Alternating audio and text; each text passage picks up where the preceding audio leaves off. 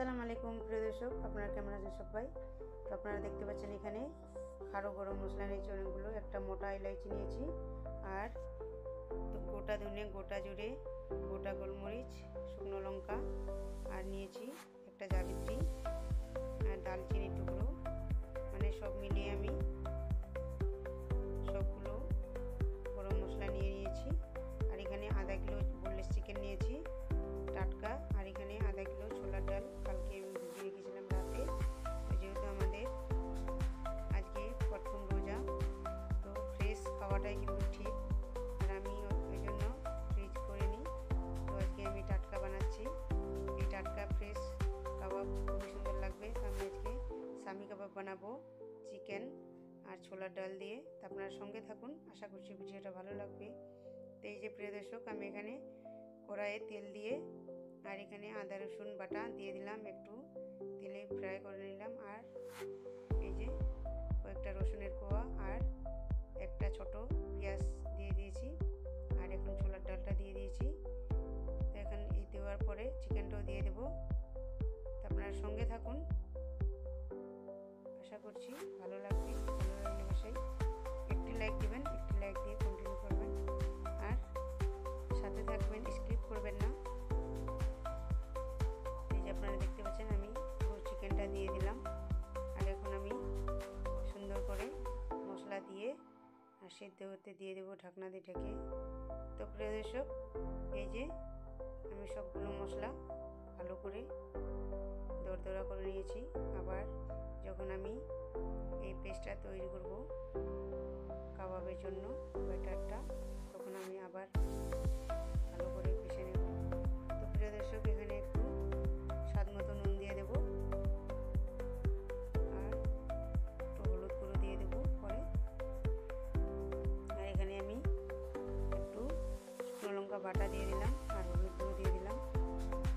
তো আমার কুকারে সিদ্ধ হয়ে যেত, যাতে করে কুকারে তো হয়ে যাবে, একটু পানি কম বেশি থাকতে পারে, আর এই কড়াইয়ে আমার খুবই সুবিধা হয় এই কাবাব বানানোর জন্য। আমি পরিমাণ মতো একটু পানি দিয়ে দেবো, ভালো করে নাড়িয়ে নিয়ে ঢাকনা দিয়ে ঢেকে দেবো। তো প্রিয় দর্শক, এইভাবে সামি কাবাবের ব্যাটার তৈরি করলে কিন্তু অসাধারণ স্বাদ হবে, আর কেউ বুঝতে পারবে না কত সুন্দর, একদম হোটেলের মতো তৈরি হবে। তো প্রিয় দর্শক, এই যে দেখতে পাচ্ছেন আমি ভালো করে শুকনো করে নিয়েছি, সিদ্ধ করে নিয়েছি, আর ঠান্ডা করে নিয়ে এখন মিক্সি জারে দিয়ে ব্যাটার তৈরি করে নেব। আপনারা দেখতে পাচ্ছেন পুরো আমার বড় টিফিনের এক টিফিন পুরো ভর্তি হয়ে গেছে। আমি যতটা কাবাব বানাবো আজকে ততটাই নেব এখান থেকে ব্যাটার, আর পুরোটা রেখে দেবো। এখান থেকে আমি একটু একটু করে রোজ নিয়ে আর পেঁয়াজ কুচি সব তাজা দিয়ে কিন্তু আমি কাবাবগুলো বানাবো। তো আজকে আমি যতটা বানাবো ততটার জন্য কিন্তু পেঁয়াজ কুচি আর শুকনো কাঁচা লঙ্কা কুচি আর ধনে কুচি দিয়ে দেব। যেহেতু আমার সব মশলা দেওয়া আছে, তার এখানে আমি বেশি মশলা ব্যবহার করব না। এখানে একটা ডিম দিয়ে দেবো আমি, আর একটু আমচুর পাউডার দিয়ে দেবো, আর নিম্বু থাকলে নিম্বু দিতে পারি, তবে আমার কাছে এখন নিম্বু নাই, তো আমি আমচুর পাউডারটা দিয়ে দিলাম। যখন আমরা ইফতারের টাইমে খাবো তখন আমি দুটা নিম্বু কেটে উপর দিক থেকে ছড়িয়ে দেব। তো প্রিয় দর্শক, এই যে ভালো করে আমি হাতের সাহায্যে মিক্স করে নেব। তো আমরা তো সুন্দর সুন্দর অনেক রকমের কাবাব বানিয়ে থাকি, কিন্তু এরকম ফ্রেশ কাবাব সামি কাবাব বানালে কিন্তু অসাধারণ টেস্ট হবে, আর খেতেও দারুণ মজার হবে। তো প্রিয় দর্শক, আমি ফ্রিজার এই জন্য করি না, আমার ফ্রিজার বেশি দিনের টেস্ট কম হয় আর ভালো লাগে না, আর রোজার টাইমে এমনি দিন বেশি কাটে না, তো কাজের মধ্যেতে এক দু দিনটা চলে যায় আর খারাপও লাগে না। তো কাজের ব্যস্ততাতে কিন্তু দিনটা চলে যায়, টের পাওয়া যায় না। তো আমি আজকে পুরো দিনটা কাজকর্ম করে কিন্তু কাটাচ্ছি, আর ফ্রেশ কাবাব বানাতে আমার কোনোটাই দিক্কত বা পেরেশানি হচ্ছে না। তো এই জন্য কিন্তু আমি ফ্রেশ কাবাবগুলো বানিয়ে নিচ্ছি। তো প্রিয় দর্শক, এত সুন্দর টেস্ট ফ্রেশ কাবাবের হবে, আর ফ্রিজারের কিন্তু হবে না এতটা। তো যাদের হাতে কম টাইম তাদের ঠিক আছে, আর আমার হাতে একটু টাইম আছে এখন রোজার টাইমে, তো একটু আমি তাজাই করে নেওয়ার জন্য মনে করেছি। তো প্রিয় দর্শক, এই যে আমি ফ্রাই প্যানে তেল দিয়ে দিলাম। আমি কিন্তু স্লো ফ্রাই করব, ডিপ ফ্রাই করব না, কারণ যে পুরো দিন রোজা রাখার পরে ডিপ ফ্রাই একটু ক্ষতি দেখাতে পারে, সবার জন্য ঠিক না। তো আমার ডিপ ফ্রাই একটু ভালো লাগে না, তো ওর জন্য আমি স্লো ফ্রাই করে নিচ্ছি। তো প্রিয় দর্শক, আপনারা চাইলে এইভাবে বানিয়ে নিয়ে ডিপ ফ্রাই করতে পারেন। আর যেহেতু আমি একটা ডিম দিয়েছি তার কারণে কিন্তু ভাঙবে না।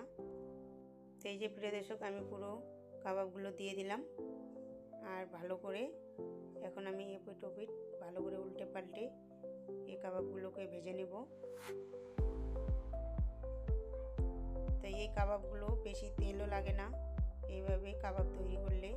তো প্রিয় দর্শক, আশা করছি ভিডিওটা আজকের ভালো লেগেছে। অবশ্যই ভালো লাগলে অবশ্যই কমেন্ট করবেন, কি কোথা থেকে আমার ভিডিওটি দেখছেন কমেন্টে জানাবেন আমার আজকের কাবাব রেসিপিটা কীরকম হয়েছে। আর এই যে সুন্দর করে আমি উল্টে পাল্টে নিচ্ছি। তো প্রিয় দর্শক, যারা আপনারা যে দিদিভাই আপু ভাইয়ারা আমাকে কমেন্ট করেছেন, আপনাদের অসংখ্য ধন্যবাদ। আর এই যে ভিডিওটা কোথাও ভালো লাগলে একটি সাবস্ক্রাইব করে পাশে থেকে যেতে পারেন। তো এই যে প্রিয় দর্শক, কত সুন্দর করে আমার কাবাবগুলো তৈরি হয়ে গেল।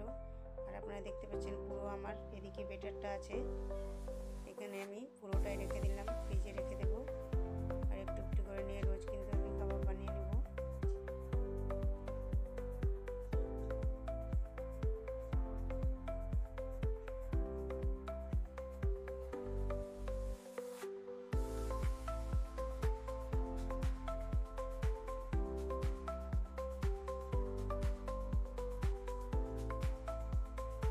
দর্শক, আজকের মতো এই পর্যন্ত। আপনারা ভালো থাকবেন, আর প্রথম রোজা সবাইকে অসংখ্য মোবারক জানাই। আল্লাহ হাফিজ।